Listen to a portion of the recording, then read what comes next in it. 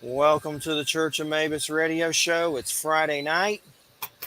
It's 7:06 p.m. Central. We got Wham and Jay here with us tonight. And our guest is Cait Johnson.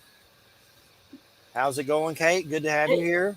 It's going great. I'm happy to be here. Thanks for having me. And her book is Witch Wisdom for Magical Aging, Finding Your Power Through the Changing Seasons.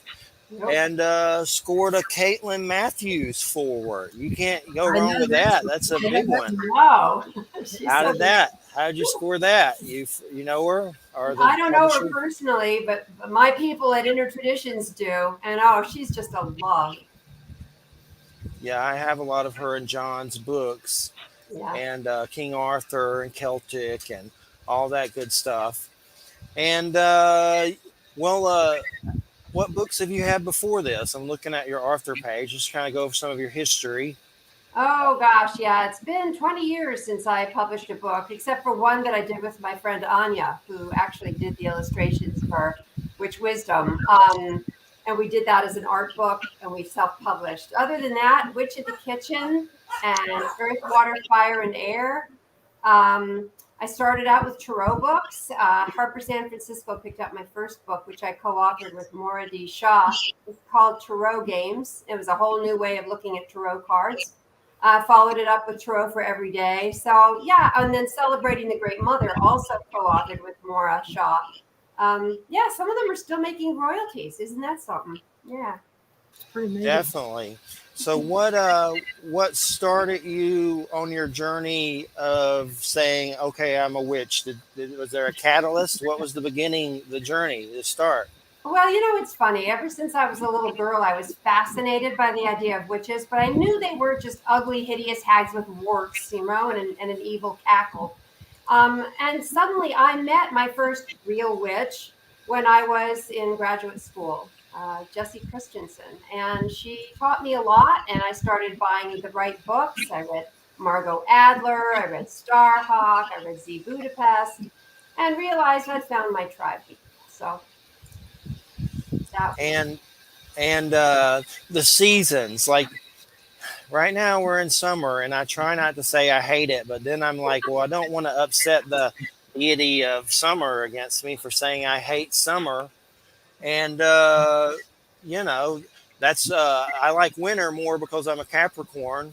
And I was born the day after Christmas. So I kind of jive more with the cold months. So, and in Florida here, it's just crazy, the heat and everything. It makes you, I don't want to be one of those people who are like, I hate the sun. I don't try to do that because we need the sun, Yeah. So I guess what decided, to break up the seasons and do a book about the seasons? Well, it's funny. I actually do all my books about the seasons and or the elements. That's just how I live, and I associate different elements with different seasons. So, yeah, Witch in the Kitchen was all seasonal. Celebrating the Great Mother was seasonal. Earth, Water, Fire, and Air, obviously elemental. It just makes sense to me. We all live according to those elements, and that's just sort of the basis of my whole reality.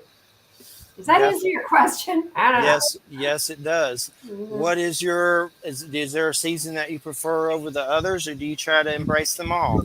Well, it's funny. I used to really hate summer, and I wasn't real fond of winter. I loved fall best and spring, but now I'm sort of getting fond of all of them. I don't like this heat that we're having right now and humidity, but there's something to love in each season now for me. I've become more balanced that way. Yep, and summer here is just it's brutal. I don't know how you live. My parents used to live. It's worse every year. Yeah, well, it's going to get worse every year, everywhere. We know, unless we do something drastic. And they were calling something like this heat spell now the dragon's breath or something. That's a nice romantic name for it. Right.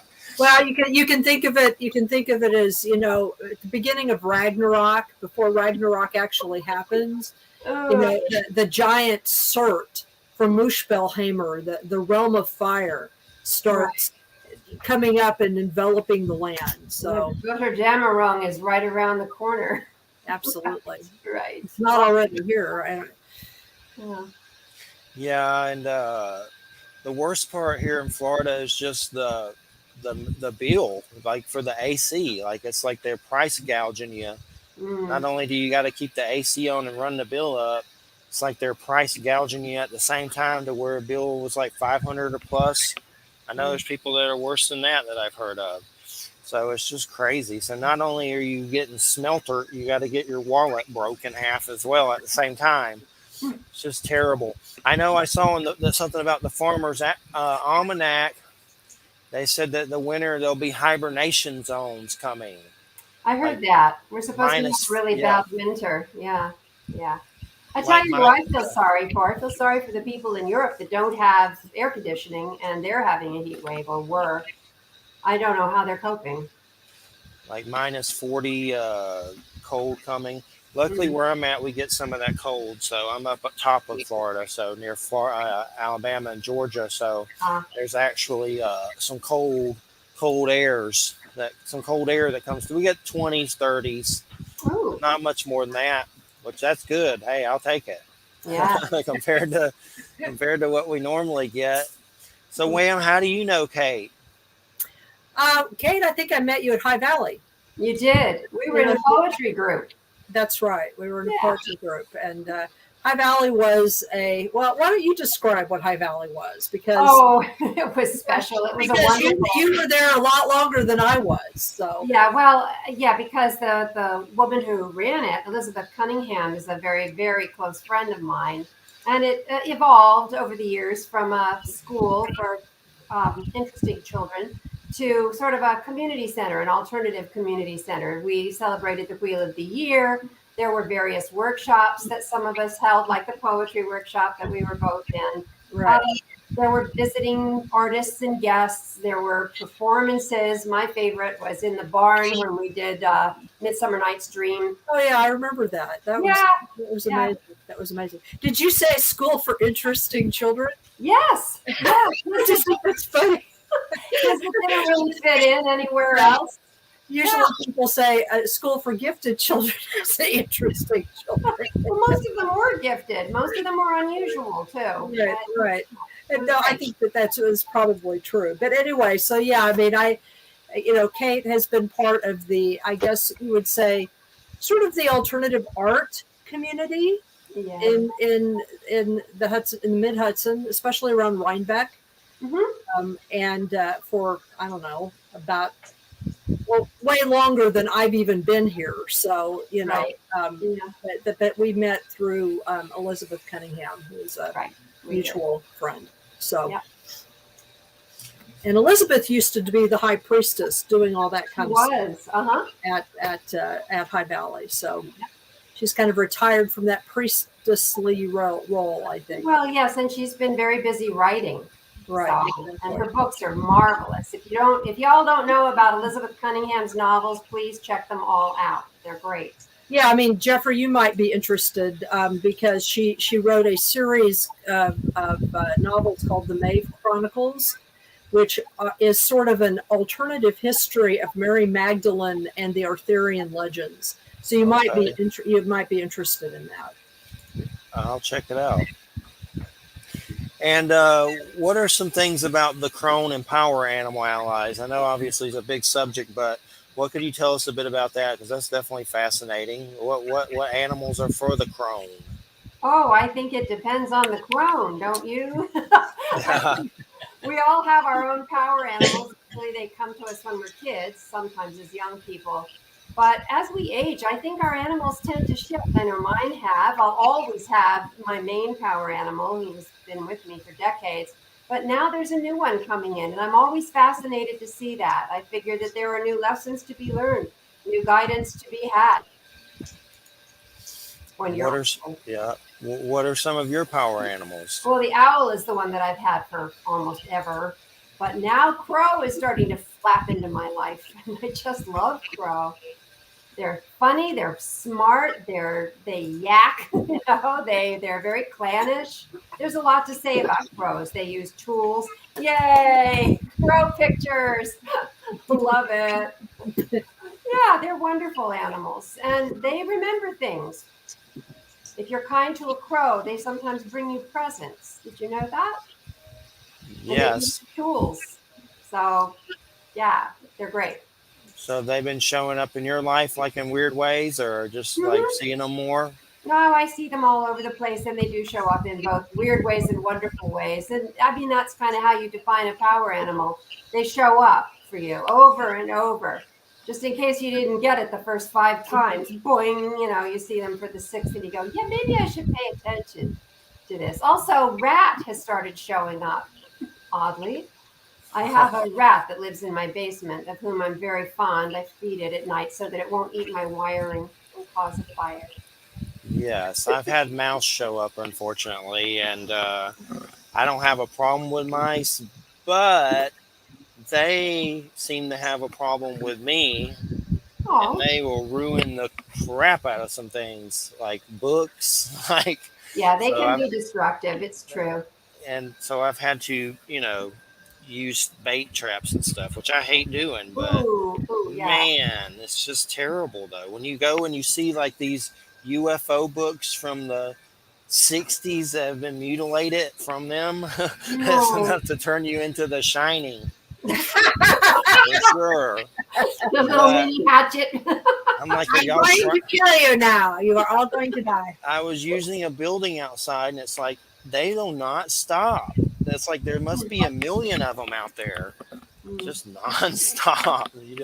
It's like I'm committing mouse genocide. No, you'll never commit mouse genocide. They never stop. They have been around long before humans were. So but It's like cockroaches. They are, they evolved to survive. Well, they out survive us for all I know. They used to be 2 feet long. Yeah. It'd be like that long, Oh, no, thank you. I know. Jay's power animal's a cat. Oh, well, yeah, I was about to say, I don't have a problem with mice either, but my cats do. Yeah. And so let's see.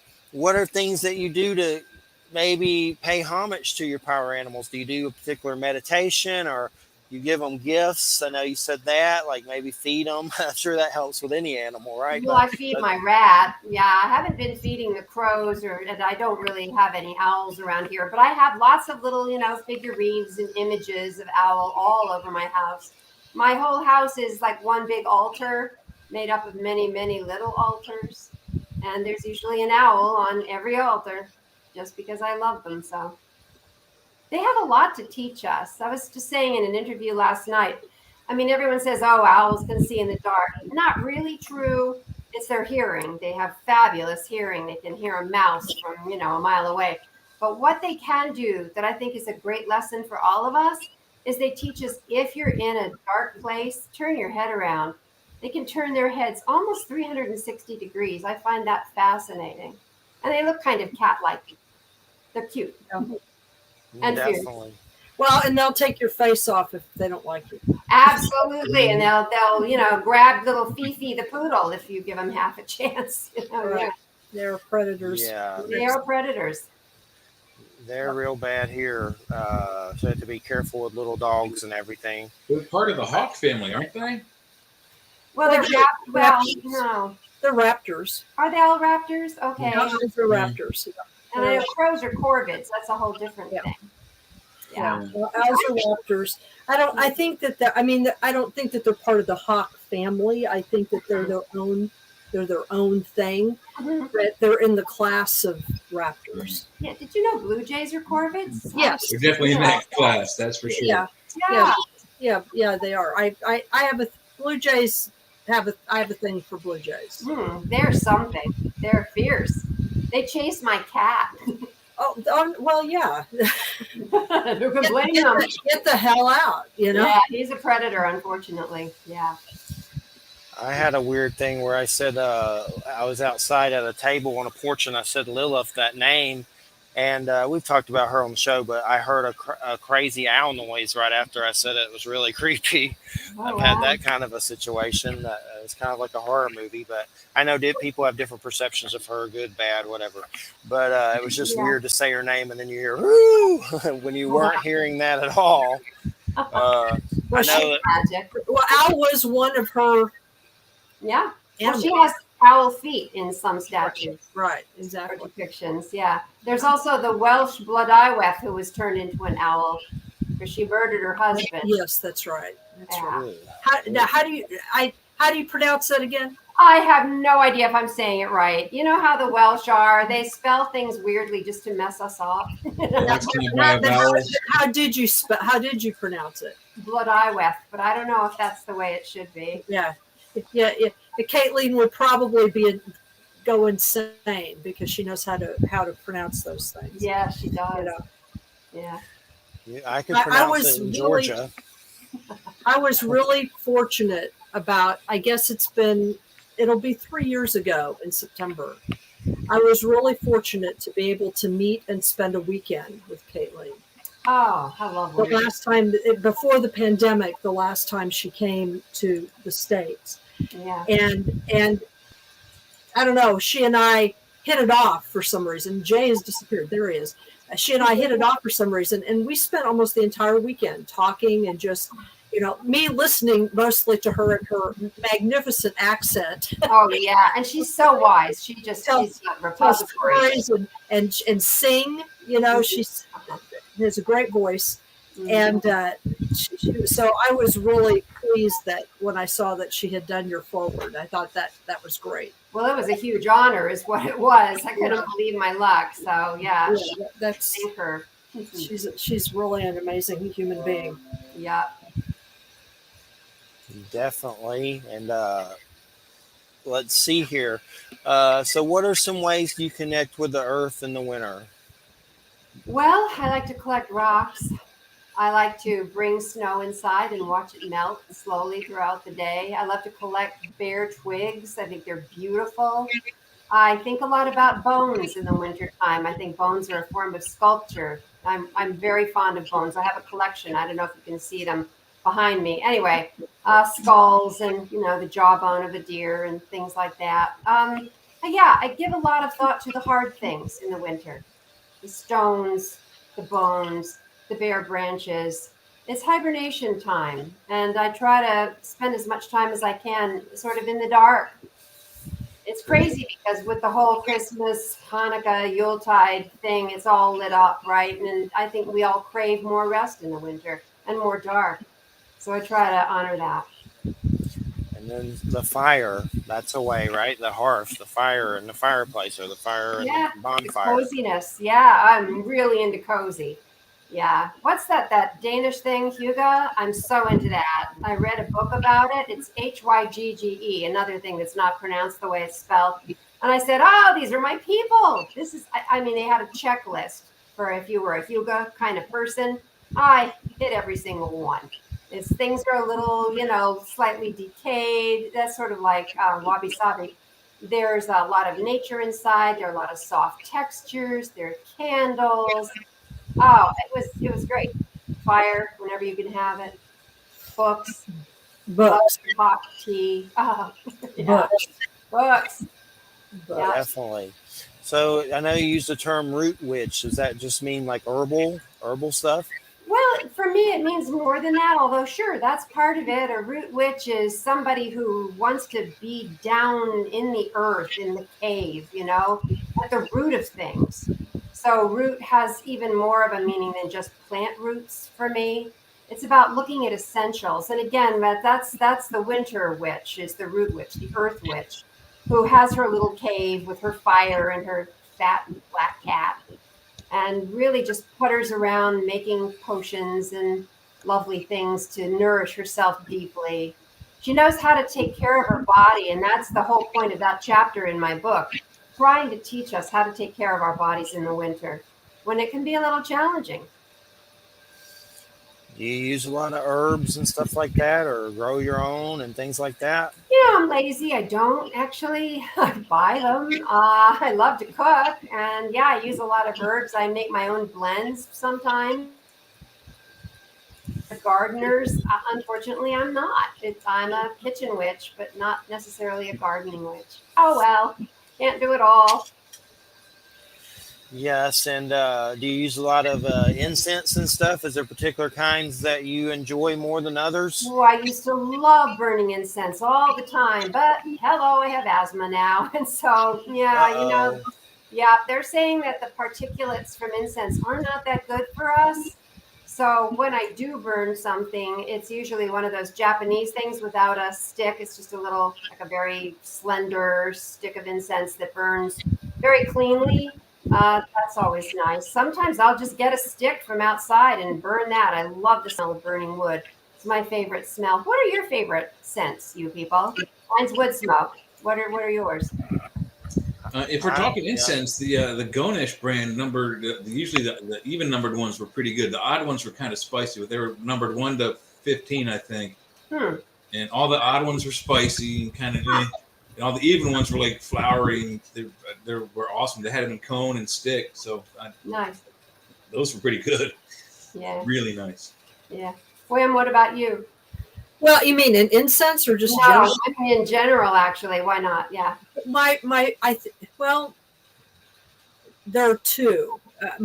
Probably my most favorite scent is a scent that's very difficult to find. I actually have 2 little dram vials of it. Each dram costs like $70 now. Whoa. And it's something that's called henna. It is an essential oil that's derived from one of the plants that they produce henna from.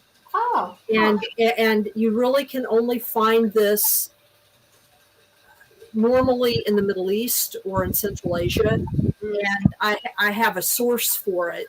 But you know that the essential oil is so intense that you don't need to use much of it. So I've had both of these drams for years.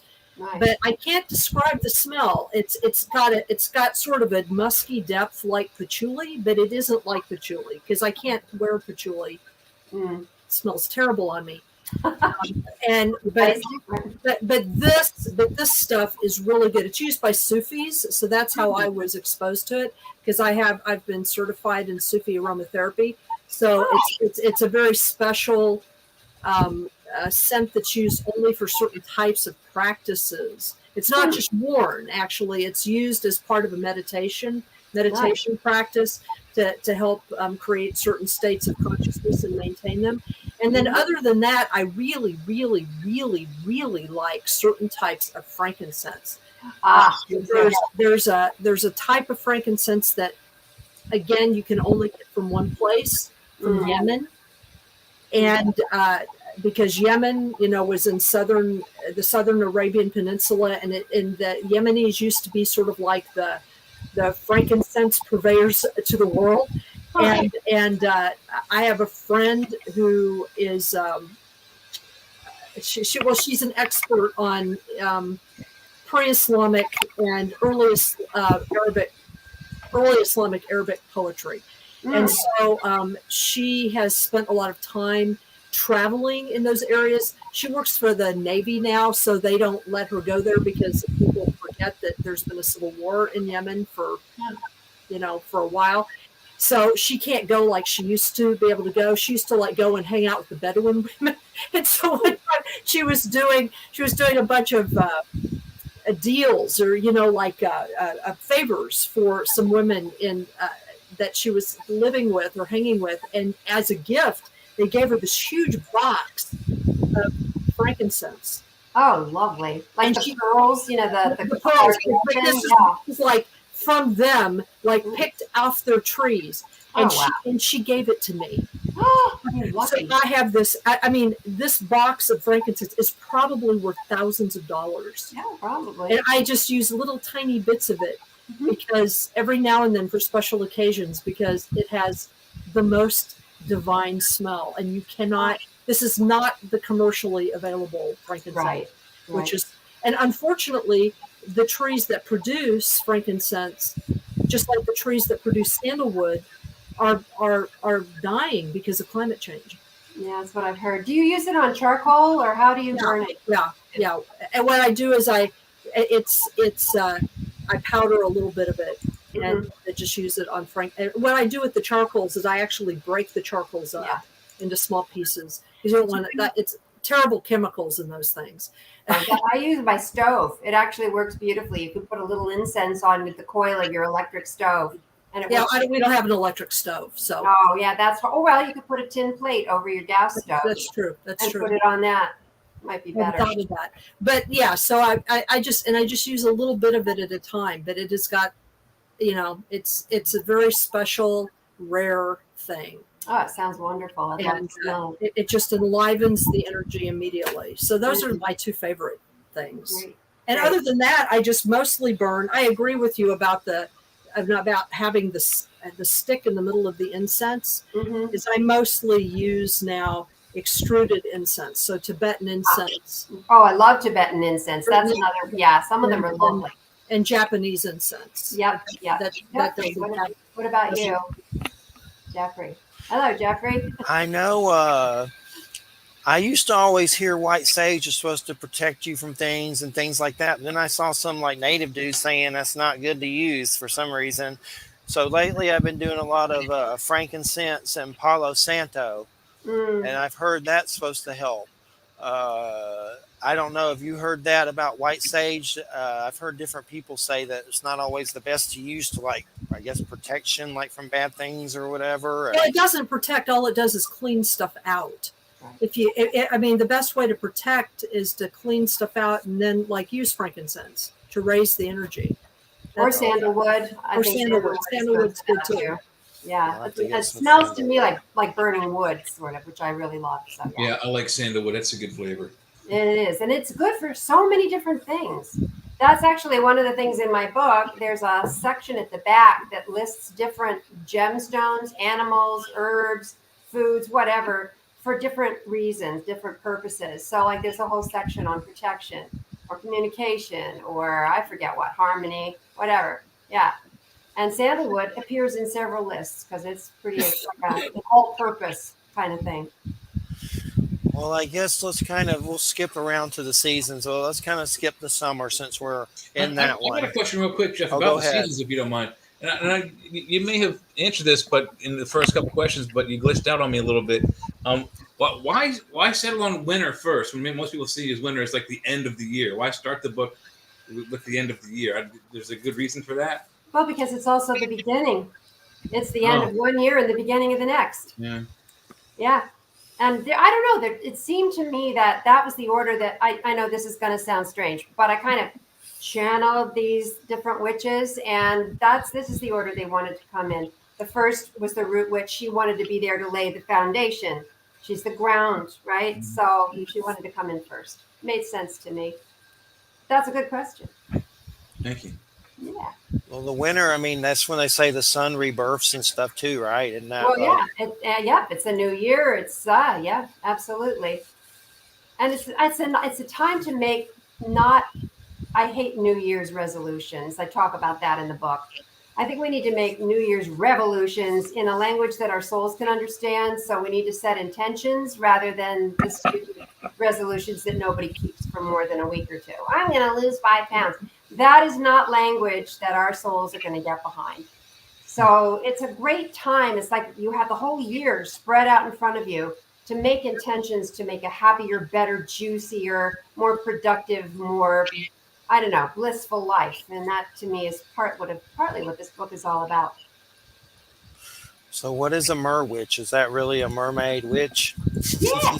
Yeah, it is. I should show you the picture. Oh my God, the artwork in this book is so beautiful. Anya Aldrich did the illustrations. They are, I don't know if you can see this. There she is. There's the mer witch. And also there's the winged witch. Anyway, she did these beautiful full color paintings of the 4 seasonal witches. And the mer witch, she's exactly what you think. She's a mermaid, but she's a witch. And she's feisty and fiery and powerful. And I love them all, gotta say. I just love my witches. Does she eat sailors? She does not. if she gets really hungry. Well, it depends on if that's a literal or figurative reading, and that's all I'm going to say there. Yeah, thank you, Wham. That's all I'm going to say. Yeah, funnily enough, that's one of the things that she talks about in her section is it's sex. You know, in the summer, it's fiery. It's the fire of passion. It's the fire of, bodily contact. And when you're older, that takes on a kind of a different flavor. Yeah. Well, what I liked about it was that the talking about the fire of anger, because one of the things that I connected to with that is that, and this has been my experience entirely, so maybe you can speak to this, but all my life I had been told that when women go through the change, they don't care anymore. They're just not willing to put up with crap anymore. And I found that has been so true for me. It's like I am just like, I'm just done with this world. I'm done with the muggles. I'm just done.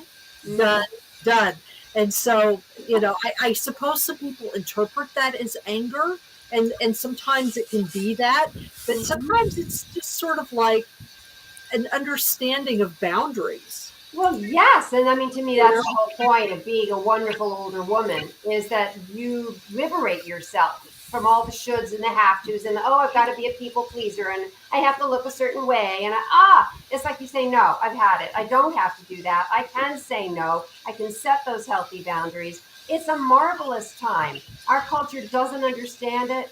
Our culture, I think, is kind of afraid of old women. Why not? Because we don't give a damn what they think.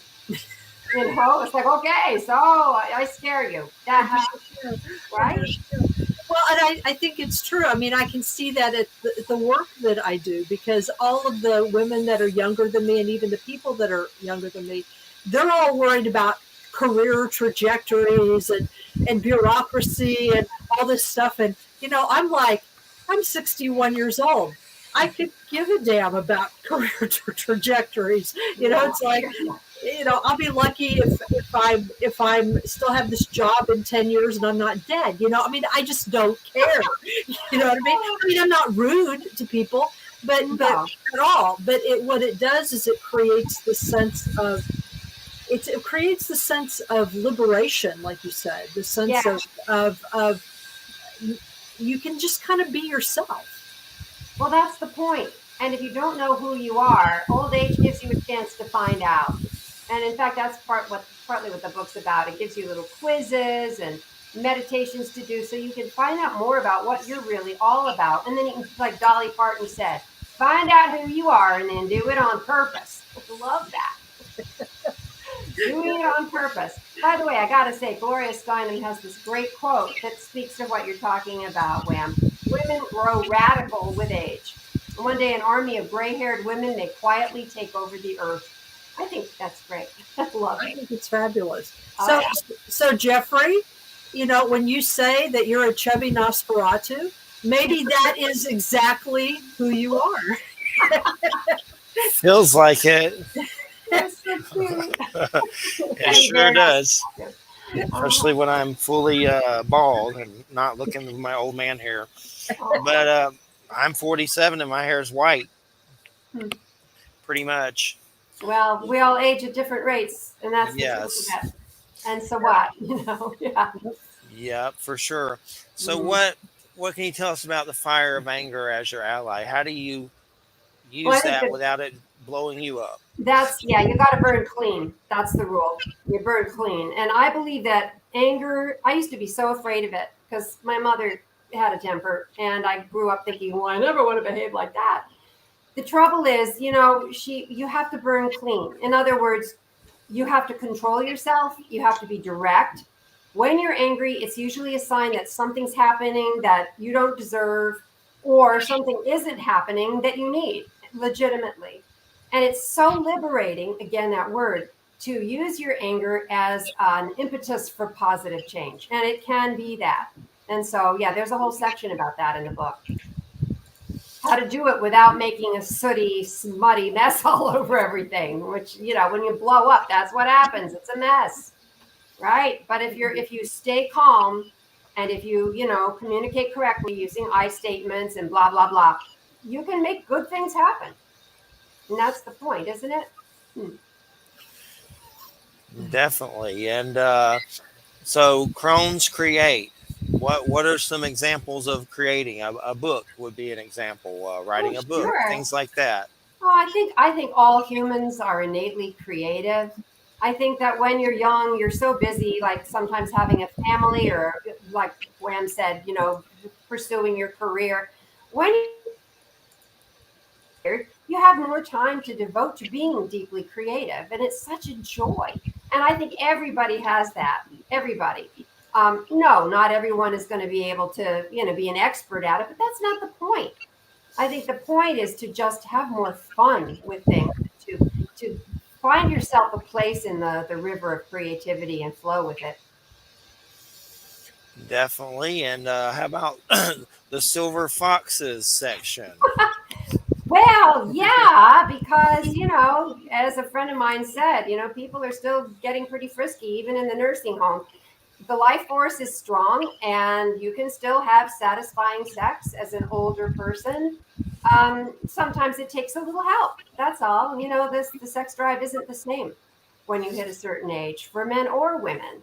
But yeah, it's so liberating not to have to worry about getting pregnant. Oh my God. Got menopause. Thank you. You know? Thank you. Right? Thank you. Oh my God. I mean, seriously, you two guys, you have no idea. I've had kidney stones. I have some idea. It's so. No, what I'm saying is to not have to worry about all that anymore. Like all of it, not have to worry about it. There's no menopause for kidney stones. There's no menopause for kidney stones. You can I've get read about those 30 of them. They're not fun. So, honey, no, they're not. Well, you know, and that's something that the book talks about too. It's not all fun and games and sweetness and light. There's, you know, an element of difficulty about getting older. You know, we have things go wrong in our bodies, and eventually, hello, we're gonna all die, and that is a fact of it. Part of the reason for the book is to help us kind of make friends with the idea of death rather than fearing it so very much. So yeah, and I've been having blood pressure stuff and having to take some medicine. I don't want to take it, and then it's just crap. But for sure, my dad died from heart stuff when he was 43 or something, so it runs in the family. So just trying to deal with all that stuff, and the way the world is right now doesn't help any. No, it doesn't. Well, that's it. It's like if you're not upset, you're not paying attention. So. Definitely, for sure. So what are some other things about summer that we can like when it's trying to drain us from a mosquito? Oh, mosquitoes. Ah, God, no. Let's not talk about mosquitoes. I think summer is a time for us to relish our own inward fire. That's all. You know, we all have a fire that is keeping us alive. And yeah, in summer, if you can find a place to be outside where the sun isn't going to bake you, you know, it's nice to sort of make a connection with that sun power. If we didn't have the sun, we wouldn't be here. By the way, are you all familiar with a prayer called the Gayatri? No. The Hindu Gayatri? Yes. It's so simple. I'm going to teach it to you just because I think I don't know. I only know this in a very superficial way. Okay. But it's a beautiful prayer. So what you do, you go outside, where the sun is shining, and you let the sun shine into you, and you envision it just really going into your heart. And then you shine your own light, your own life energy right back to the sun. And the prayer that you say, so simple, is just, I will to will your will. That's it. Much more active, really, than thy will be done, like in the old prayer, the Christian prayer. It's saying, you know, I will to will your will. I've got a will of my own, and I'm willing to will something greater than me. And there's a beautiful kind of give and take about that sun energy coming in and being beamed right back out. So that's something we can do in the summer. I've had experiences with the sun that are kind of weird like that. Where I've heard of that prayer before, but where I can go out there and close my eyes and let that white light fill your body. And I was at the gym once, and I came back. I was in the window letting it do that, and I looked after I was done, and everyone had like a pink orb over their body. It was kind of like the sun gave me like a weird vision. I'm not sure what happened, but I've had some other things where I came into a house that had some hauntings after doing that, and I saw a possible gray alien after us, like kind of like the sun gave you a gift to see into the spiritual realms and things. Or retinal damage, whichever. Yeah.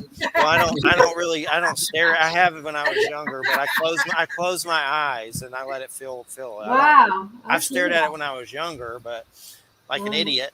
But now I just close my eyes and let it feel my body, with the white light. And it kind of, it's like it does something. I think I've had experiences where, I know I've said this a million times, this story about what happened to me, but when I was 17, I had testicular cancer. I went through chemo. Then a year or so later, my dad died. I started to see beings of light. I saw 2 leave my house, like what shamans say, luminous beings of light, and had some, weird stuff in the sky and ghosts and things like that. But I think on some level, we are kind of those beings of light. That's why we have that weird sun connection, because it's kind of like a big, weird being of light or something. Yeah, it's Cocoon by Ron Howard. Have you seen, Cait? Have you seen Cocoon by Ron Howard? I saw it years ago. I don't remember a thing about it.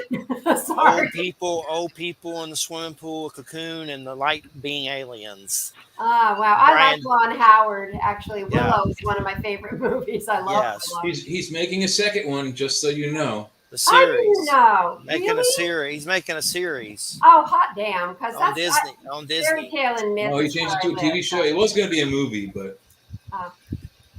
I don't know if Val Kilmer's going to be in it, but he made the Val Kilmer is not in very good shape, so I doubt that he will be in it. Right. What's weird is there's books that came from by Chris Claremont, and it's 2 books of that Willow's from. I keep saying I'm going to buy them, but I never get around to it. But there are 2 books by Chris Claremont. Those the whole story came from. I'd like to read them one year. Oh, so would I. I didn't know they came from books. So yes, thank you for that. I'll have to look that up. And Wham, anything you'd like to add?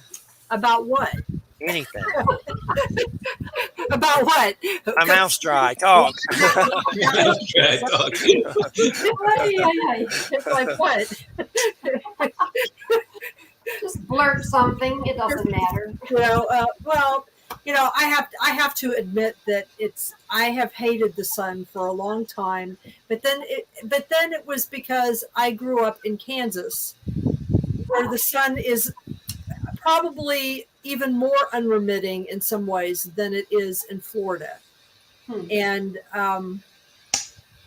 so I moved to the East Coast and then to New York to sort of get away from what we've been experiencing.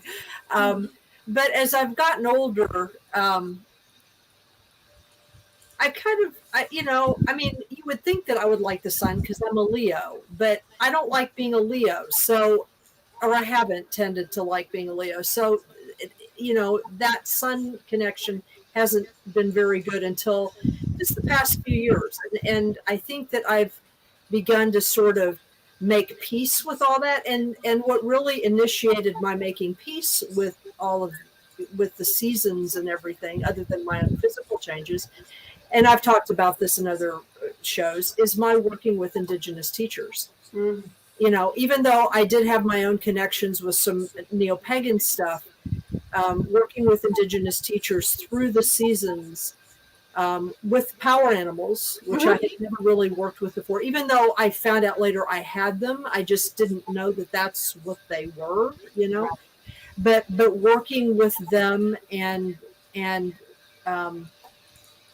that has sort of changed my whole perception of like right now. It's like I don't like the heat, I don't like the humidity because I never have, but I like the growing things. Yes, I like the growing things, and I like being able to garden some, and I like I'm not a big fan of bugs biting me, but I've also, when I first came to the Hudson Valley, the first 2 years I was here, I got Lyme twice. Oh, yes. Everybody gets Lyme here. Everybody gets Lyme here. But I took a different approach with it. And one of the things I did was, in addition to getting regularly treated like you really should, I also decided to take the opportunity to come in contact with, I know this sounds bizarre, but the overlighting deva of ticks. Oh, I took a journey to tick once. And they're sick too, they said. They're very sick. Because Lyme is their disease. It's actually a disease of them. Yeah. And so it's a disease that can pass to us. Mm-hmm. And once I realized that they were ill and that it was making them ill, and in fact, it makes them kind of act funny, mm-hmm. Maybe even a little bit more aggressively than they normally would be. It was weird. It's like ever since I had that experience with them, with that energy, I haven't had any problems with them. It's so interesting. Yeah, you're the only other person I've ever met who journeyed tick. It's really interesting. And got that. Yeah, that there's too. I was also told by Tick that one of the things we can do to make things better, since it's our problem, something it's our fault that there's so many of them, because they like hot weather. The weather's getting hotter. We've killed the habitat. So am I the only person that is on? I hear you. I can hear. Wow. Okay. Yeah, it's like everything froze here, but I could look. The ticker was still going. So that happens from time to time. One of the things I think we can do about that tick problem is possums. Yeah, I do the possums. Possums eat ticks. They love them. Well, possums and turkeys, and we have plenty of them, but there's just so many. Yeah. Well, I also was told by Tick that if we held hands in a circle and danced around on the earth, it's like the Tellington touch for the earth, and that would be helpful. And I don't know if you know about the Tellington touch. It was developed by a woman for use on horses. And it's just basically, you apply pressure in a circle and then more pressure at the very end. And dancing in the circle on the earth does the same thing to the earth. I thought that was so interesting. So. Yeah, it was so, but that's all associated with summer for me, because, obviously when summer comes, warm weather comes, you have to deal, even though there are seasons to the ticks here, that's one of the things you have to deal with here. And I don't know, I just am more at peace with summer than I used to be. And my hair is what it is. I love your hair. You look like a Leo. If you weren't a Leo, what would you rather be? Capricorn. Really? Huh. I have a Capricorn ascendant, so obviously. Oh, okay. But no, I like Capricorn. But I've over the years I've made more peace with being a Leo too. I think of myself as like a midnight sun. That's a great way to think of it. Because I have an 8th house sun, so it's in the house of Scorpio. A lot of my chart is really dark, so probably that Leo. If that Leo wasn't there, I'd probably be a serial killer. So it's great. This is something I didn't know about you. No, what I'm saying is I would be depressed all the time. Right. And so that Leo probably does help. So I just don't like to. I don't like to lead with being a Leo, but yeah, my hair kind of gives me away. It really kind of does. It's a beautiful mane. I love it. It's just. Jay, did you say you were a Capricorn, or did I mishear that? Jeff is. I'm a Libra. So am I. Yeah, 4 planets in Libra, actually. Yeah. Libras are, we try so hard to keep the balance, don't we? Yeah. It's not easy. No, not now. I'm a pan. I've seen statues of him humping goats and stuff. Kind of weird. Thank you so much. Yeah. I want to see that. Yeah. Capricorn's weird. It's not all it's cracked up to be. There's definitely Saturn, like Hitler worshipped Saturn for some reason. Oh, Saturn is a wonderful planet. It's the planet of substance and effort. And I don't know, the woman that first taught me about astrology said that she wrote all of her best books when she was having a Saturn return. We got Marilyn Manson. That's not the best all the time, which Yeah, I but used we to got like. Jimmy Buffett. We got Anthony Hopkins. We've got Annie Lennox. Yeah, that's good. David Bowie. Yeah. That's a good one. There's some good ones, but there's some bad ones. Oh yeah. For sure. Libra, scales. Yeah. The scales of October. My sister's a Libra. You're Alistair just as Crowley mean as we was are a nice. Aleister Crowley. Aleister Crowley was a Libra. Ah. That's who I think of. Aleister Crowley, October 15th. Those books, Cait, are for Willow. I looked them up. They're Shadow Moon and Shadow Dawn, and they're by George Lucas and Chris Claremont. Okay, Shadow Moon and Shadow Dawn. I'm going to get it from the library. Yeah, your best bet is probably eBay because they're cheaper on Amazon if you actually buy them. There's some crazy weird prices. If you dig deep, you can find them cheaper, but I don't know why I'm using my library a lot. I just think it makes so much sense to read it before you decide you have to have it. Definitely. So except for yours, of course. Except for yours. Well, I got the ebook, so great. So yeah, as you can see, I have plenty of, and this is like a small portion. Oh, ditto. My whole house is filled with books. Oh my God. Yep. So do you have a lot of spiritual or paranormal experiences doing this kind of stuff? I mean, is there anything in particular, like maybe paranormal? It's so funny. I don't actually like the term paranormal. Like, I don't know.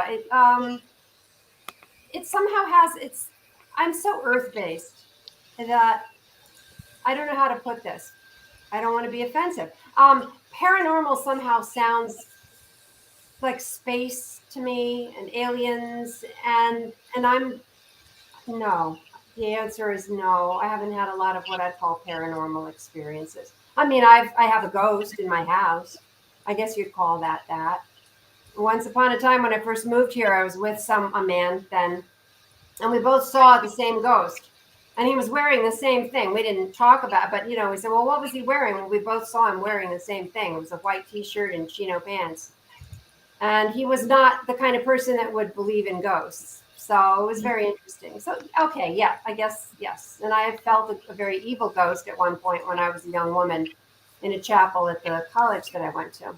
And was told later by the minister that a woman had recently died and her body had been placed in state there for a while, and that she was really not a good person. And I don't know, I felt that.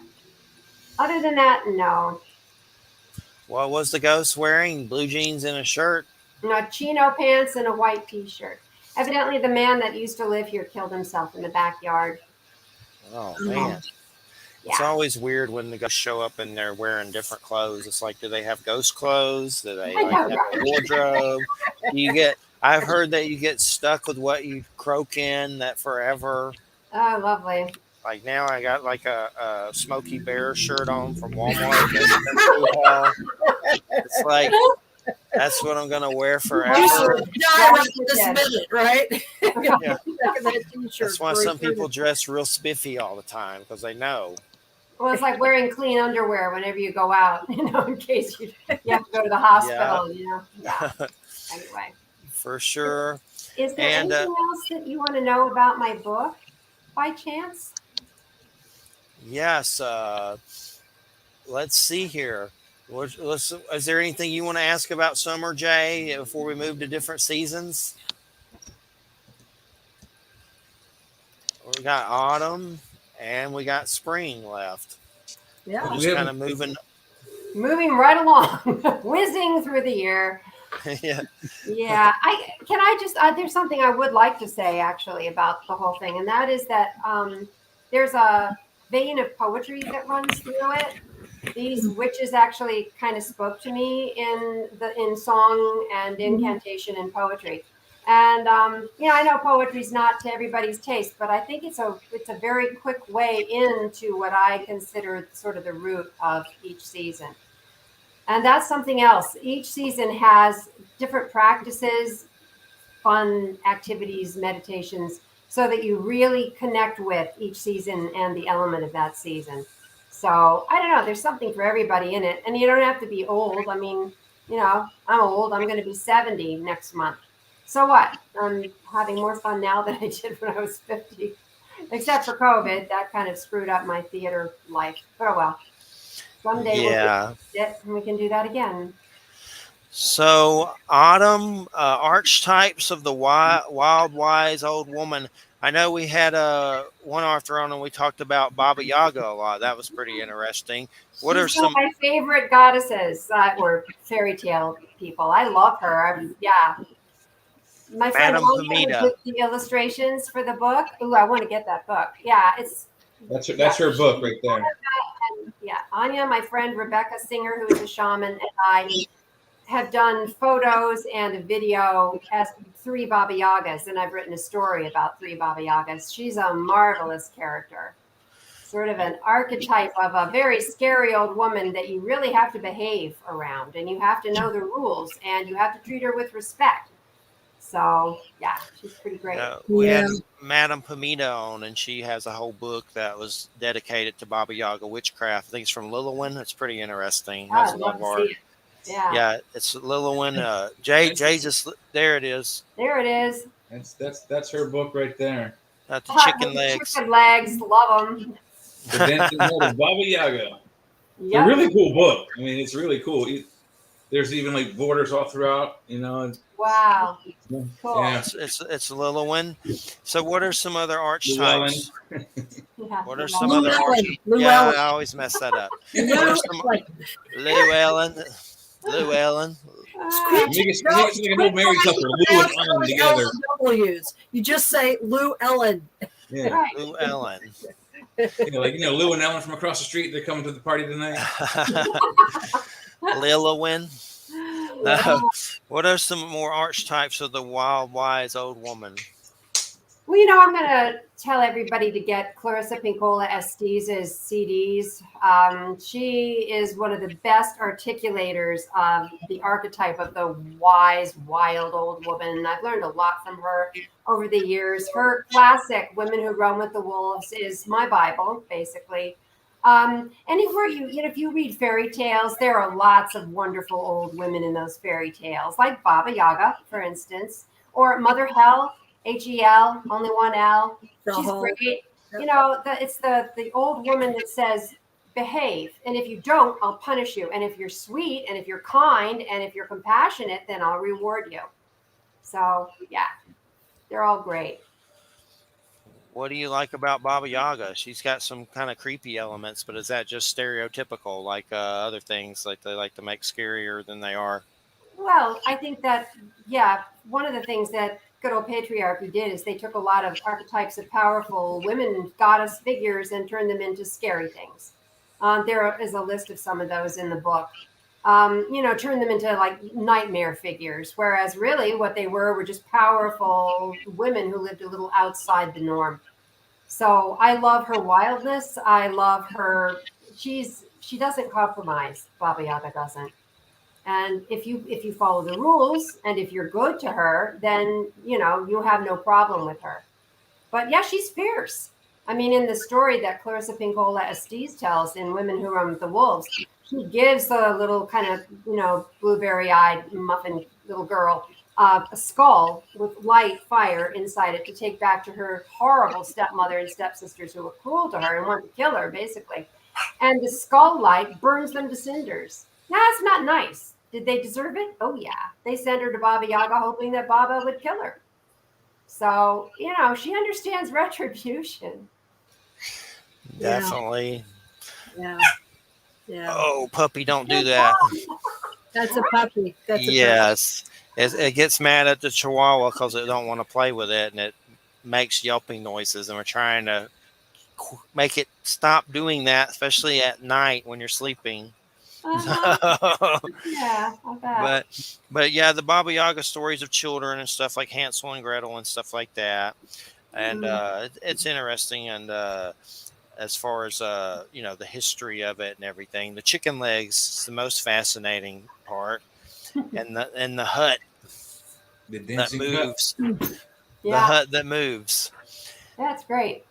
By the way, what you're talking about, Cait, reminds me. If you haven't seen this book, you should get it. It's called The Turnip Princess. Ooh, I'm writing this down. These are stories that the Grimm brothers collected but did not publish. I love the Grimm brothers, and because they were considered to be either too raunchy, or too magical. Ooh, I've got to get this book. Too mythological for even them. And it's got tons of stuff about talking animals and Frau Holle, and just I mean, this is like the best book ever. It's got it actually, these stories, they're folklore, but they actually duplicate in some instances rituals that were done. Huh. Like I'd like to read it. Little rites. So yeah, it's Franz Xaver von Schonwerth, the Turnip Princess. But I thought you would like that. I totally would. Thank you. It's one of those fabulous books I've ever written. I mean, I've ever read. It's amazing. It's amazing. All right. It goes right along with what you were saying. Yeah. So those guys like scored hidden manuscripts or something of them that weren't published? They collected stories. Right. They went around from town to town talking to people and saying, what are the stories you tell? Write them down. They were orally transmitted. Right. So these were stories that they just excluded because they didn't think that they would. There was no way for them to keep them from being so pagan. They were just, wow. Yeah. Right. So that's why they didn't include them. And I mean, they are full of stuff, magic and retribution and violence and sex. It's just sounds fun. It's amazing. All right then. Victorian audience wouldn't like it, but oh well. I'll grab it. It sounds fun. It does. I'm ordering it. So what letting go and leaves? What is the connection there with letting go? How do we let go? Is it just, I know I've seen different self-help things where people are like, I let go of this, I let go of that, but how do we really let go of something? Well, you can do it in a ritual way, or you can do it in a very nuts and bolts practical way. I've often thought that getting older is a process of letting go. You have to let go of the way you looked when you were 30. You have to let go of some of your energy level. You just can't do as much as you used to do. Somebody once said, we spend the first half of our lives amassing things and the second half of our lives trying to get rid of it all, right? Letting go in order to have more spaciousness of soul, I think it's a really important process. And autumn is the perfect teacher about that. All you have to do is look at a tree. The leaves are so graceful when they fall. It's a beautiful dance. And of course, in the spring, they all come back. But yeah, I think the process of being graceful about loss and letting go is what separates us from the people that, cling on in a sad way. And it's hopeless. If you try to cling on to youth, you're doomed, because we can't. Definitely. And what about, I know we talked about death some, but I know it's complex, but I learned about death at a young age, unfortunately, going through chemo, and it was horrible. And I grasped on to Anne Rice books about vampires and comic books to survive it. And that helped on some level, kind of grabbing onto those fictional realms of the imagination.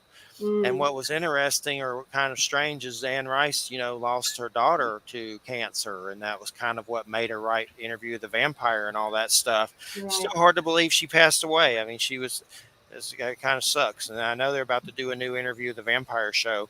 But that was something I kind of grasped on to survive. And what are ways that we make peace with Mother Death? Well, I love the Samhain season, for instance, Halloween. I love making an ancestor altar in my hearth. Every year I do, with photos of the people that I love that have died, or animals in my case too. I spend time in front of that altar on Halloween. I talk to them. I sometimes, I read them poetry. I ask them to help me when I shuffle my tarot cards for guidance for the Celtic New Year.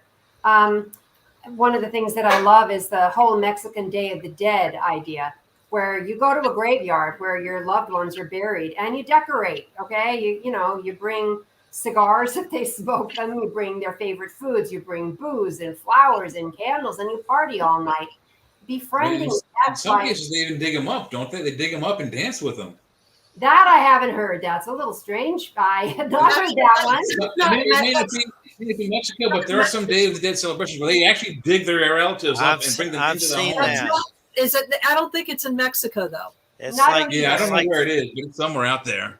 I've had Paul Conadaris on, which I've probably just messed up his name, but he has a book, Memento Mori. And I forget. It's like, I don't know if it's the Philippines or something, but it's pretty weird and morbid. So don't look at the pictures. Somewhere. Yeah, I don't think it's in Mexico. They give them like cigarettes and stuff. And okay. Yeah. They do. They bring them into the house. They put plates of food in front of them and beers or whatever they drank in the real life, and they put a cigarette in their mouth. They legitimately hang out with their dead bones. I kind of get that. Weird. It is creepy weird, but kind of sweet too at the same time. I mean, I said this in the interview that I was on last night. I was with my dad. He died at 99 in 2020. And he lived with me for the last 3.5 years of his life. And I took care of him. And it was a lot of work, but it was also a wonderful privilege. We got very close. And I was with him as a whole new attitude towards death. I used to be really scared of it when I was a kid. I used to get nervous shaking fits when I was little, worrying about dying. I don't do that anymore. It's just a part of life. It was painful. It was sad. And I still miss him. My mother too. I was with her when she died as well. But it's natural. And there's a beautiful peacefulness about it. Yeah, there is. Yeah, it was a privilege to be there for both of them when they passed. And my cat, now I know this sounds weird, but my parents and my cat, all three died in a very similar way. And I was with all three of them. I held my cat while he died. And again, I mean, it was painful and it made me horribly sad. But at the same time, I realized it was natural. It's a part of life. And when we shut it all away in a hospital or, an institution of some kind, it makes it frightening. Whereas if you can be with your loved ones, again, plug for hospice, man.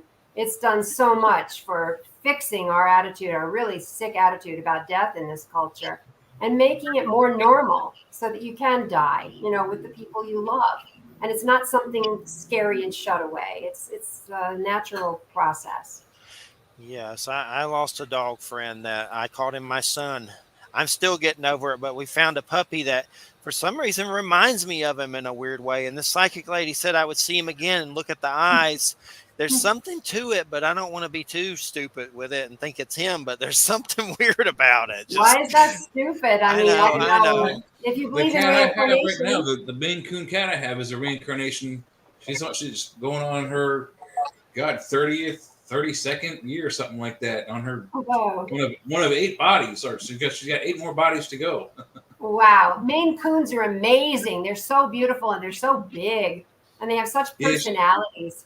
She's kind of small for the breed, but she makes up for it in fluffiness. She's got this chest mane that it'll block her face. If she licks it up, which she does all the time, it covers her face. It's funny. Animals have such amazing dignity when they die.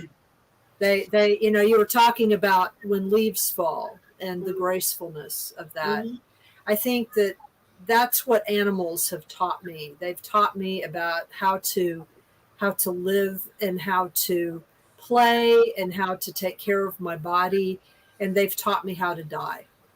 I hear that. Twice. They're very authentic. They don't put on, they just are what they are. And as we know, most of us have a mask that we wear, and animals are just so completely themselves. And they also love unconditionally, which is a huge gift to any person. It's hard for humans to love unconditionally. It's not hard for animals. And it's not hard for us to love an animal unconditionally. Yeah. So they give us that gift because they show us what that is. Yes. And Well, if it is Jack, he's a chick now, and I'm calling it Jackie. Her, her Jackie.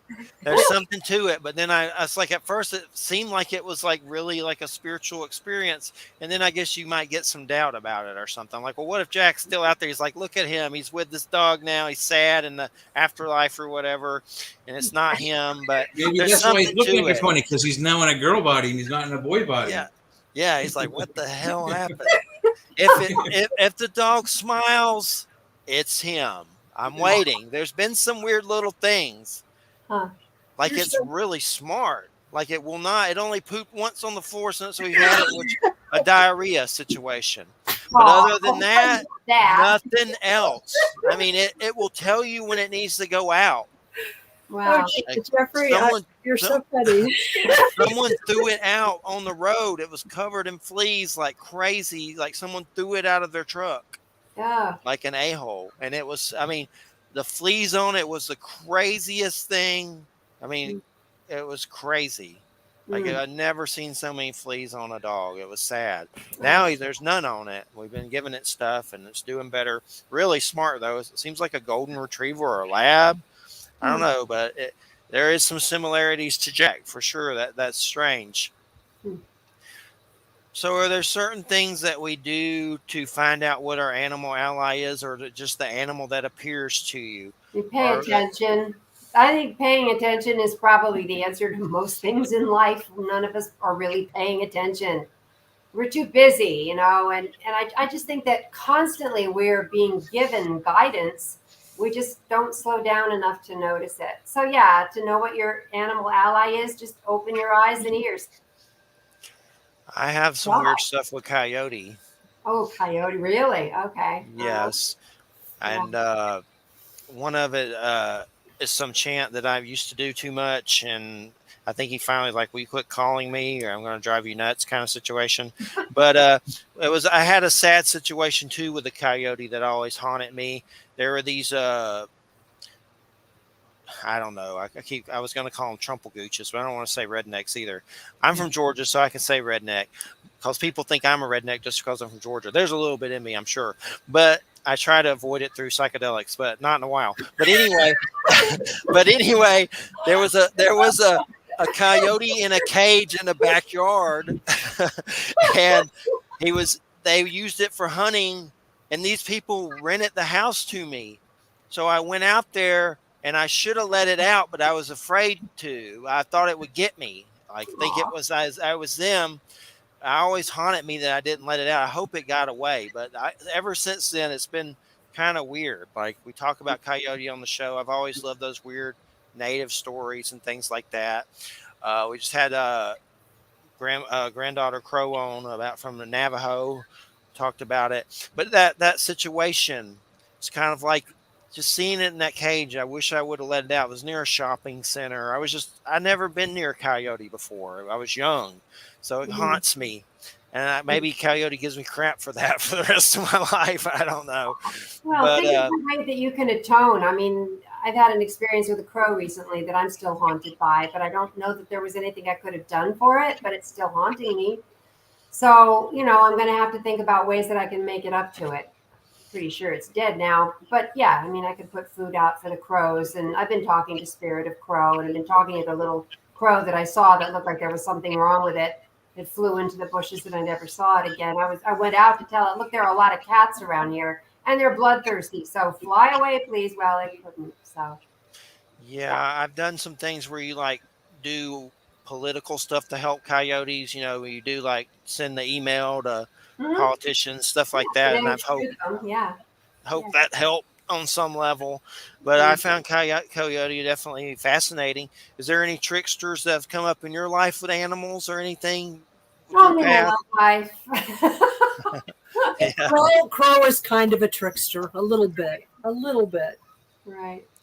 A little bit. I always say I love rodents. I love rodents of any kind. I think they're precious, and that does explain a lot about my love life. Well, I'm not going to ask. Silver foxes. Yeah. Ooh-wah, ooh-wah. But so I know the show's the show's an hour and 55 minutes. So we Oh, got. We haven't I don't talked know how about long. I don't spring. know how much you want to do, Cait. Or do you need to go? Or are you comfortable doing more? What are you I could comfortable? do more. I mean, does this get edited or is this just going to be? Oh no, it's free form as it is. Right off the Yeah. cuff. Okay, then. Just winging it. Yeah, we just wing it every time. Okay, I kind of got that. Yeah, I thought it was just an hour. We've gone over that. It's true. Well, if you need to go, just let us know. It's not a problem. We can do a little bit more and then close out. Yeah. And Not spring yet. Oh, God, yeah, we're missing a whole season. The Yeah. spring ain't so bad here. It's a little cool. I mean, it's got some warm Mm. days. Summer's what's ugh. All Spring right. is actually livable here to where I mean, there's some hot days, but at least there's still some cool with the spring. Mm. Uh, magical feathers, dressing for your spirit. What does Yeah, that have mean? fun, right? I mean, if you have to work in an office when you're younger, you have to dress a certain way. What a drag. Once you retire, you're free to dress however you want. You know, I have a whole section about that, about wearing the colors that speak to you. You know, there's a meditation so that you can figure out, what your spirit wants to wear that day. Like I wear a lot of amber. Actually, Anya gave me a lot of this, and I absolutely love it. So if I go to the Stop and Shop, maybe I'll get a couple of weird looks. So what? That's the lovely thing about being an older woman. You wear what you want, and if people don't like it, oh well. Do you know who? What is her name? Irene Apfel. Have you guys heard of her? Yes, I have. Yeah, she's an older woman. She has a collection of fabulous jewelry and clothes, and there was a whole documentary done about her. I think she's 100 now, and she just dresses outrageous too, and it's fun for her. I believe that what we wear can be fun. Or some days you just want to wear, a sweatshirt and jeans because it's comfortable. I guess what I'm saying is when you're an older woman, particularly, just wear what you feel like and don't worry about what people think. And that's true about not just what you wear, but how you are.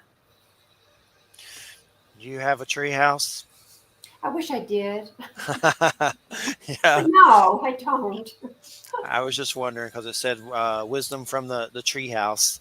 Well, Tree yeah, houses well, are that's the cool. winged. Yeah, the winged goddess lives in a tree house. I have a second floor bedroom where all it's trees coming in through the window all the time. I love it. It's like being up in the treetops. But yeah, she's great. She's the spirit of air and breath and liveliness.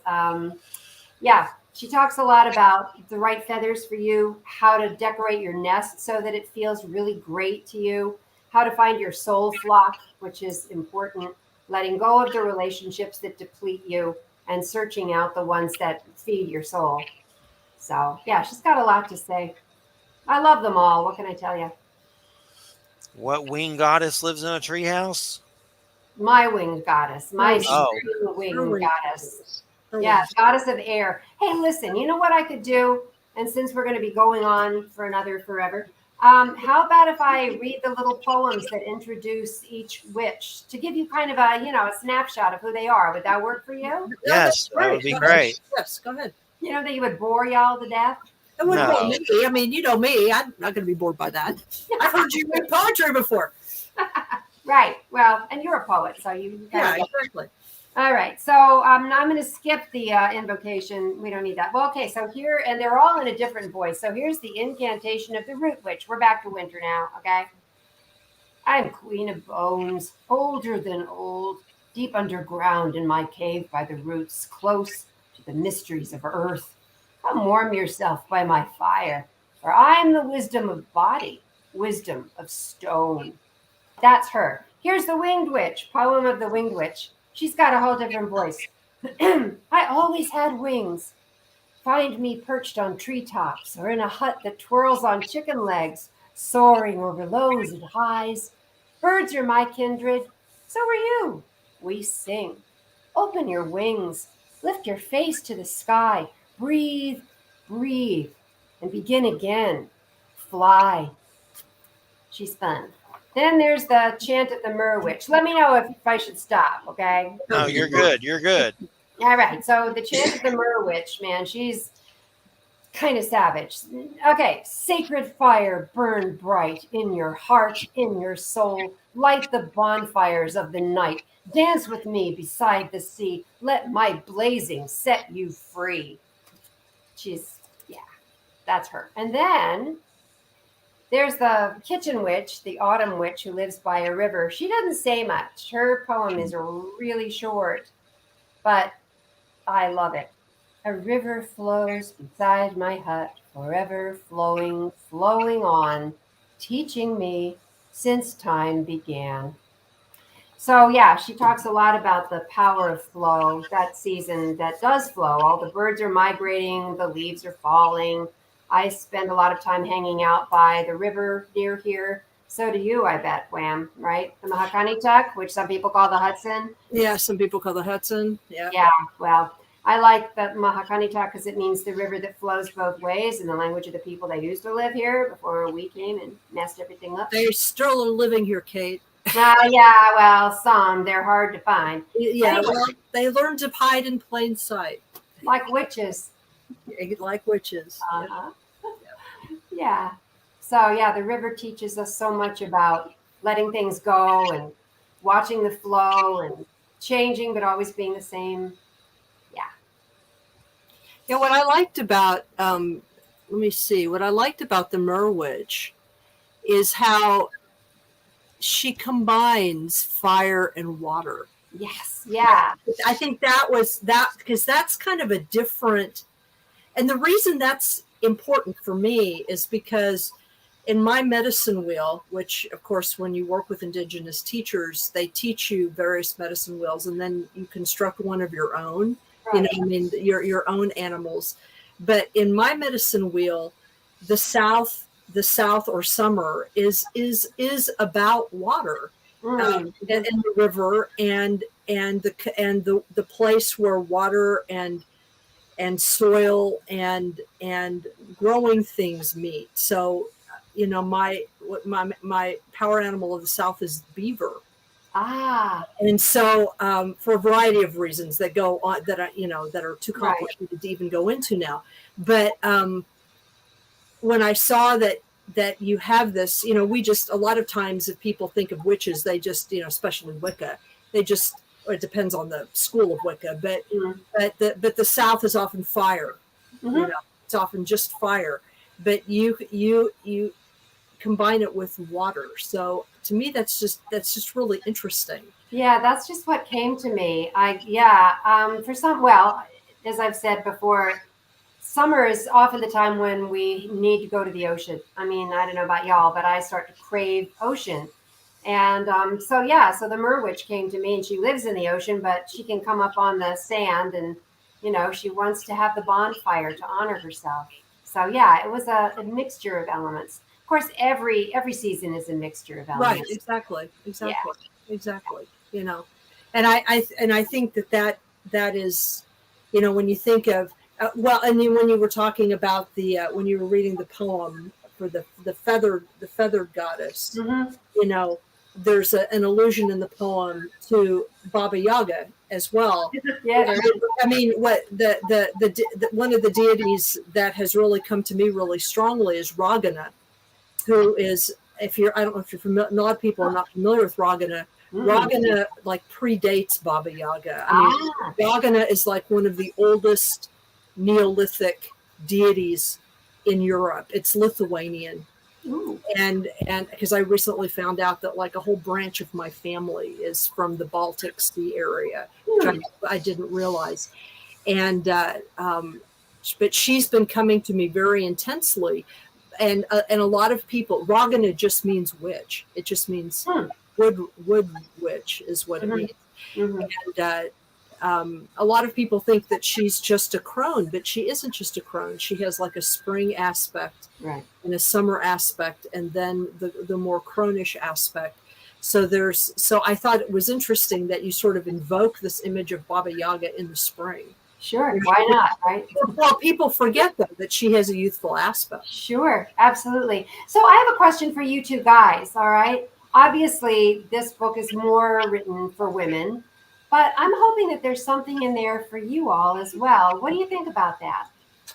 Is that Well, I was thinking about, I just looked at one of the, I don't know if it's not an appendix, foods for healthy hair, because I don't have any.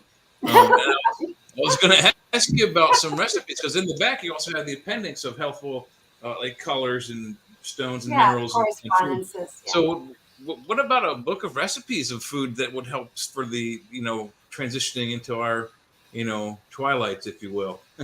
Well, yeah, Witch in the Kitchen has a lot of recipes. I'm not sure. Yeah, I mean, I guess I never really thought that. I never really thought of that. Is writing a cookbook for the transition into old age. I'll have to give that some thought.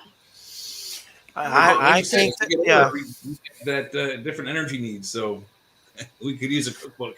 Yeah, we could listen. I think we could use all the books we can get. I think there's things that we can relate to. I mean, we have masculine and feminine energy that runs through us. Part of that is finding the wholeness within us. So there's things, for both of that in here. Just the ancient knowledge and the animal allies, and I think it's good for both sexes. Good. I'm glad to hear that. For sure. And spring, connecting with air in spring. What do you mean by that exactly? I've always heard the creepy thing for some reason. I know you don't probably say this, but they always say Lucifer is the air, which I don't know why they say that for any particular reason. But what do you mean by that? That's a Hermetic Gnostic thing. That has nothing to do with us. Don't listen to he's the air. He's around us. But how do you connect with the air? Oh, there's so many ways. I mean, first of all, the skies start to get busy in the spring because the birds are coming back, and suddenly we have the sound of bird song. Air is so magical. I mean, first of all, if we didn't have air, we wouldn't be breathing, we wouldn't be alive. But it's also the medium for conveying our words to each other, right? Which is kind of cool when you think about it. Words come out of our mouth, ears. I mean, what's that about? It's magic, right? And the breath is magic. If you've ever done any like breath work, like meditative breath work, it can really change your consciousness. So I don't know. I mean, in spring, I think of nests and eggs and bird wings, and it's the live. I think of tornadoes. Well, you grew up in Kansas. What yes, can I tell you? Tornadoes.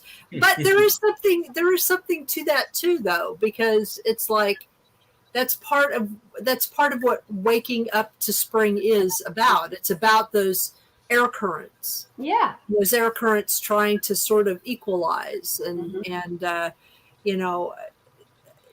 mean, sometimes people think that, if you grow up in the Midwest, you're overly sanguine about those things. But when you do grow up with that, you're just sort of like, oh, this is happening again. And it's interesting, especially if you know what it's causing it, Yeah. My mother grew up in Kansas, and she had a terrible fear of thunderstorms. She was always convinced there was going to be a tornado.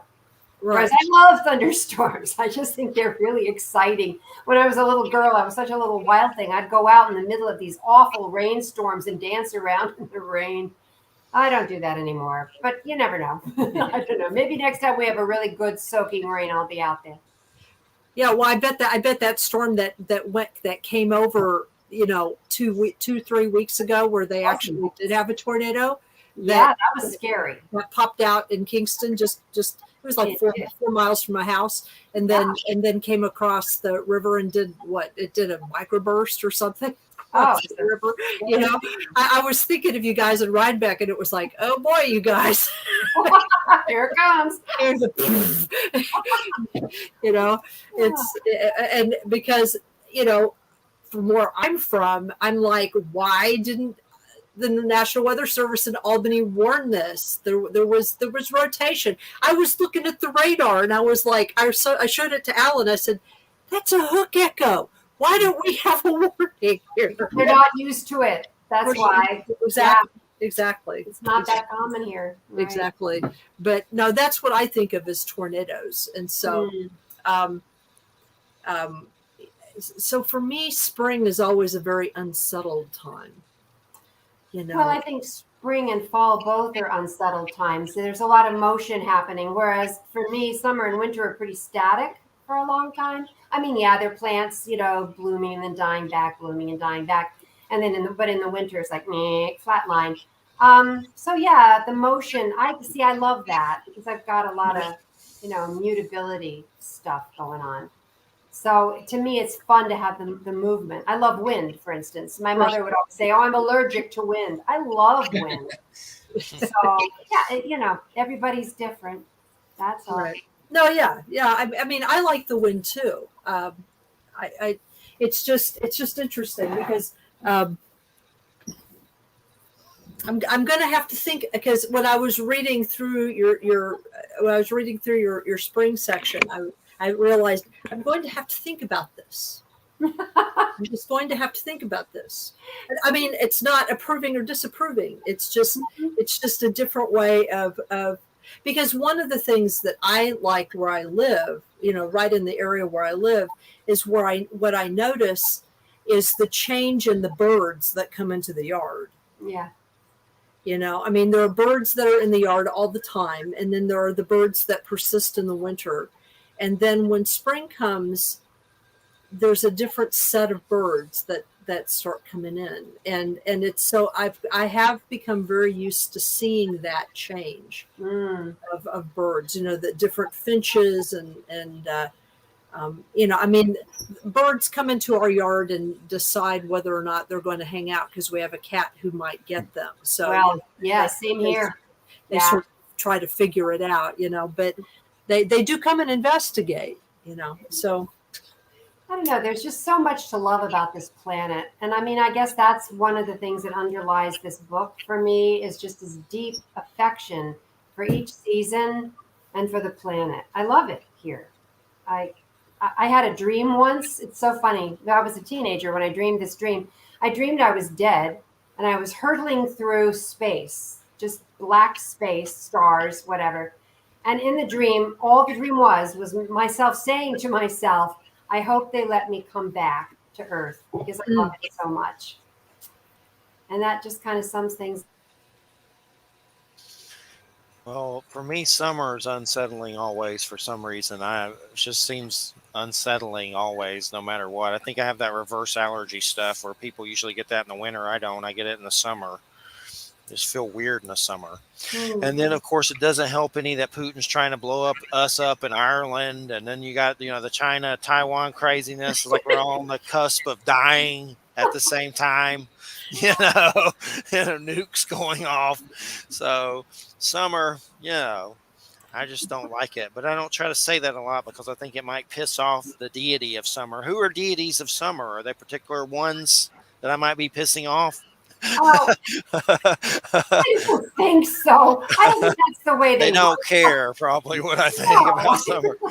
I don't think so. I mean, I think if you wanted to make friends with summer, that might be a way to go about it. Find yourself a couple of, deities that feel summery to you and make friends with them. Give them little offerings, hang out with them. Or you could just say, no, I really hate summer. Don't hate me for it, but I just do, and move north. Yeah, I would rather not. That's what I did. I started moving north. Right. It started moving north. And of course, the heat's following me. I know. Well, it's following all of us. I don't think there's going to be a place on the planet to run to. Right. But anyway. But no, I agree with you entirely about, one of the things that one of the sort of vibes that I got from the book, and I thought it was really, really beautiful that Caitlin included in the foreword, she included this poem that she had written. Yeah. This poem that she had written about menopause or,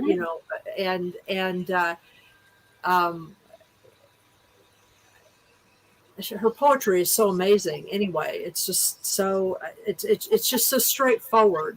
But that's what I was getting out of your book is this love of, your sense of your connection to the earth. It's not like it's everyone's connection to the earth. This is your reflection of the way you're connecting to these elements and to and how these spirits are talking to you. Sure, and they also give very simple and kind of enjoyable ways for anybody to make their own personal connection, and that's the point of the book, really. To, find out how to do it your way, and enjoy it. Right. Right. So yeah, I for some reason just thought this was going to be an hour. Surprise. So I'm thinking. No, we can start closing out. We can. Oh, okay. Because there's a couple of things I want to bring up after about. I just saw some stuff about Keanu Reeves playing Devil in the White City, that H.H. Holmes book by Eric Larson on Hulu. We can talk about that some. But yeah, Cait, it's been really great having you on, and I appreciate you staying a little longer. And thanks so much. What do you have a website, and what's the best place to get your book at? Oh, any local bookstore or Amazon or Barnes and Noble, you name it. It's actually everywhere now. Well, it will be August 30th. It's not going to be on the shelves till August 30th. It can be pre-ordered now.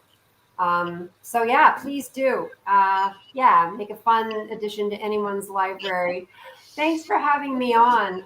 If you want to find my website, it's CaitJohnson.com, CaitJohnson.com.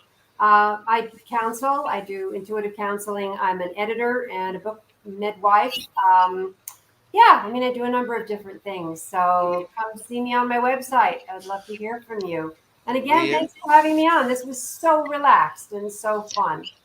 Thank you. And kind of nuts. So right? That's great. It's summer. Right, it's summer. We appreciate it so much. Thanks so much, and keep us in the loop on any future projects, and we'll get you on again. Have a good weekend. Thank you. Great, you too. Stay cool. Love to you all. Bye. Bye-bye. And Keanu Reeves set to play Daniel H. Burnham in Devil in the White City. No one is yet cast as Chicago serial killer H.H. Holmes in the Hulu adaptation of Eric Larson's book. Wow. Apparently, Leonardo DiCaprio was going to play him at some point, but that must have fell through. I could have sworn Martin Scorsese is involved. Reportedly was set to direct. Now they're just producers, I guess. But a lot's changed on it, apparently. Excuse me, guys. I'm moving my laundry. Okay. No problem. What's it called, Jeff? Devil in the White City. It's a book. It's a book. It's a book about H.H. Holmes, the serial killer. Yeah. By Eric Larson. Yeah. You read it, Wham? I have. Long time ago. Long time ago. Is it any good? Well, yeah. I have it. I just never read it. It's not like a true crime, like your classic true crime book. It's written much more like a narrative, and it sets sort of the social context of what how he was able to do what he was able to do, because he basically set himself up in Chicago at a certain point in time, and it was because of what was going on in Chicago that he was able to kind of get away with what he got away with for so long.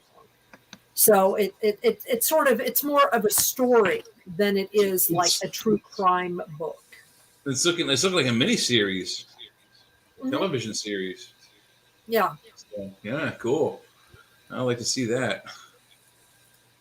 Yeah, it's not a happy story.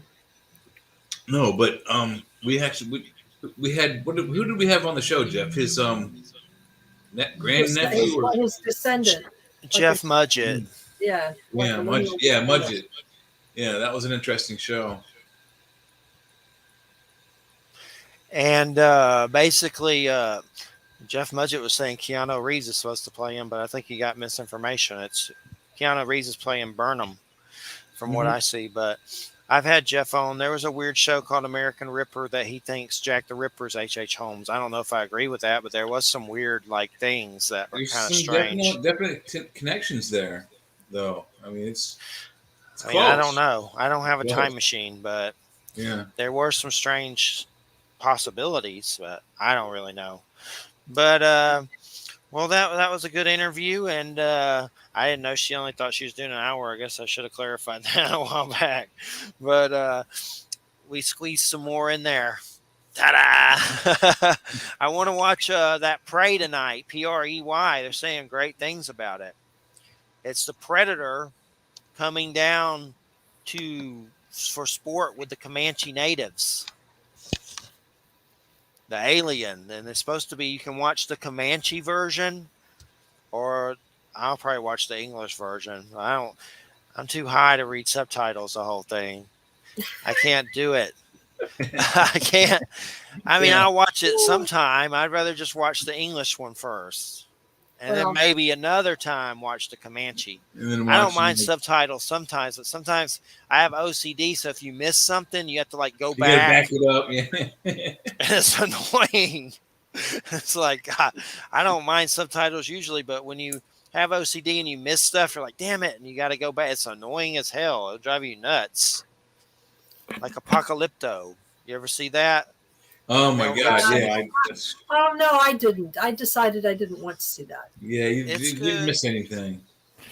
I liked it. That's that stupid Mel Gibson show. Yeah, not Mel Gibson. Yeah, that's a stupid Mel Gibson. And you have to read the whole movie, and if you miss any section of it, you're completely lost. It's in Mayan, isn't it, or something? Well, yeah, it's Mayan. It was supposed to be, but it's like he's just been as an excuse to be violent BS. Don't get Mel Gibson drunk as a Nazi party. Like turns into a Jew hater. But they're supposed to be doing a Passion of the Christ too. Oh well, like how many times do we have to kill Jesus? I mean, is Jesus gonna are they gonna resurrect him and kill him again? I mean, I don't know how that's gonna work. I know that Jim Caviezel. Make sure he's dead. I know Jim Caviezel's like dead yet. Right? Jim Caviezel is like a QAnon nut for Trump. Yeah, the guy that plays Jesus. So that's kind of weird. Like he says weird Q. He does speeches and says weird stuff. That the original one was just like, to me, it was like Christian porn. It was just too. It was crazy. It was just too much. Pointless violence, gratuitous violence. Yeah, it was too much. And bordering on serious anti-Semitism from time to time. It just really. I had a really weird experience seeing that, though. I was on my fellowship in Washington, D.C. at the Library of Congress when that movie came out. And before it was released to the general public, there was this private showing in the private chambers underneath the ground, underneath, all of those buildings in Washington, like the White House and the Capitol building and all that. There's this collection of tunnels. There really is. There's a collection of tunnels and conference rooms and and even cafes and stuff under there. So those of us who were on the fellowship, we were invited. We had got a special invitation to join a bunch of senators in watching this film. Why? I have no idea. So I decided, what the hell, a bunch of senators, what the hell is this about, right? So I go and we have to go through all these security checkpoints and everything. And so I ended up watching that movie with a bunch of really, really, really right-wing conservative Republicans. And thought to myself, and they were I thought they acted like this was a sexual movie. I mean, they sort of had that kind of weird reaction to it. It was bizarre. I thought to myself, you know what?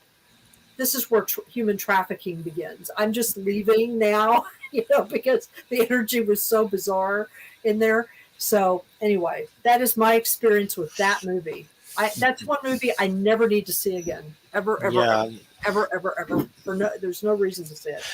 It's too much. I was at a church a long time ago, many moons ago, and I got baptized. This is a long time ago, and they were watching it and stuff. But later, the guy that took me to church got mad because he found out I got with this chick. She wasn't even from the church, but he found out I slept with her, so he threw me out of the group and said that I let Satan in, and he banned me from church.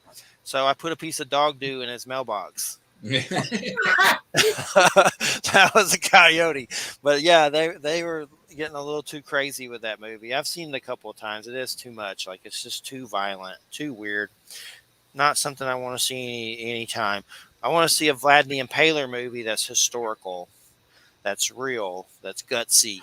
That would be, there's so many movies out there that could be done correctly if they just followed the historical record. There was some Brad Pitt production company that were going to do like a Braveheart Vlad the Impaler movie, but I ain't heard anything else about it at all. Like a real, no fantasy, just like the real story. If he's doing a Braveheart style vampire movie, he better do it correctly because Mel Gibson messed up. No vampires. He's not. They were going to not have any vampires in it. I mean, just completely historical. I don't know if he was going to play Vlad. They didn't say that, but it was his production company that bought it, and they were going to. The dude that's Charlie Hunnam wrote it, the script. The guy from Sons of Anarchy, that blonde-headed guy that's in that King Arthur movie by Guy Ritchie and Pacific Rim and stuff. He wrote the script. But I don't know if it's ever going to happen. Things live and die on the wild side. Well, next week is Richard Grossinger. He used to be the lead dude at North Atlantic Books. He wrote a book about UFOs and stuff, so that'll be next Friday. With me and Jay. All right. Well, we got about 4 minutes, and I'm really tired. I need some food and some substance. So I hope everybody is going to have a great weekend. Watch Prey. Actually got like great reviews. So I'm not watching Prey. You can watch Prey. I'm going to look at it. I'm too tired. I'm going to go to bed. I wish I could. Well, I'm going to sit in for 2 hours and do Joe's show. Then I'll watch Prey. Oh my goodness, politics. Oh. Yeah. All right, everybody. Well, have a good weekend. Thanks, Wham. Thanks, Jay. And I'll catch y'all later. Take it easy, bud. Yep. See you guys. Bye-bye.